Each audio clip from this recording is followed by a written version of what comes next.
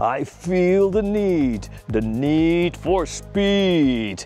Welcome to the second edition of Faster on Wingfoil. In the first edition I got to beat my personal best of 41 kilometers an hour and took it all the way to 45 kilometers an hour by changing my front wing, which usually is a 1050, and changed it to a 620 slalom front wing, which is much thinner and faster.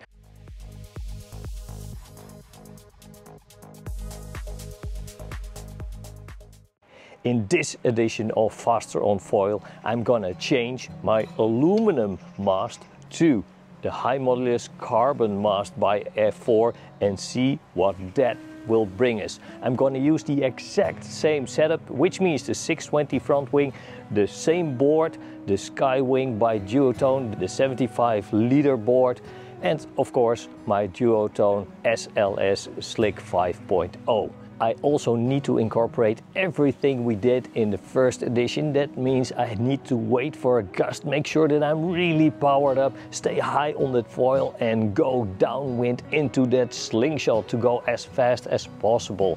But also I need to make sure that the data, the measurements we get are accurate. So I'm going to compare the GPS data from my Garmin Epix 2 with the data from my GoPro 360 Max. If you want to replace your aluminum foil plate mast by a High Modulus Carbon plate mast, it will be an extra investment of more than 900 euros, because the standard mast costs around 640 euros, including tax in the Netherlands. The High Modulus Carbon mast is 1572 euros, including tax in the Netherlands. So it's quite an investment. Will it be faster? Is it worth your money? We're gonna find out in this edition of Faster. The first day looked very promising for the test, as the wind was forecasted to be great for my 5.0 and the 620 front wing. But it turned out that the wind was actually a bit too light. The mast feels great in combination with that small front wing. It feels so smooth. As I'm usually just cruising and free riding, I need to focus, because one little mistake at high speed will cause you to crash.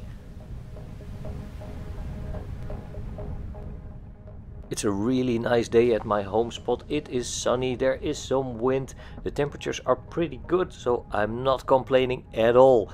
But I'm here for the speed runs.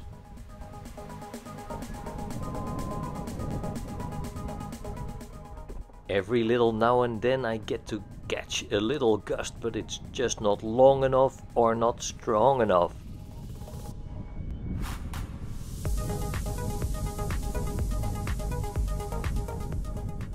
Even though this was a pretty nice run and I had a pretty good gust, I just lacked power. It felt like the wind was just too light. But even in those light wind conditions, it was pretty easy to go faster than 40 kilometers an hour and easy to reach 44 kilometers an hour. So there is absolutely a lot of potential, but I just need a little more wind. The forecast for tomorrow looks great again, so let's give it a second try.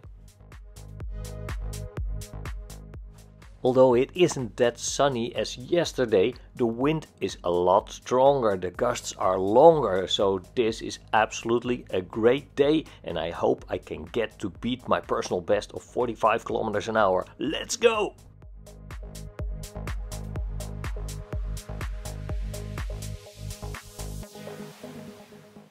In one of my first runs of the day, I immediately hit the 44 kilometers an hour again, just like yesterday. And this is just the beginning, so this will be the day. So let's quickly go back upwind for another run. Oh, this looks good. I see quite a good gust coming up on my left, and it means put the pedal to the metal and let's see what this baby can do. 45 again, that's my personal best. 46, that's a new personal record. Oh yeah, let's push it to 47. That's approximately 2 kilometers an hour faster than my previous record. And honestly, I feel I'm more in control with my aluminum mast And besides that, it's so easy to maintain this speed, 45-44 kilometers an hour. And if I look back at the data that I collected with my 1050 front wing using both the carbon and the aluminum mast, you can see that the upper part, the higher speeds, are reached with the carbon mast, that the difference between the aluminum and the carbon mast is approximately 2 kilometers an hour.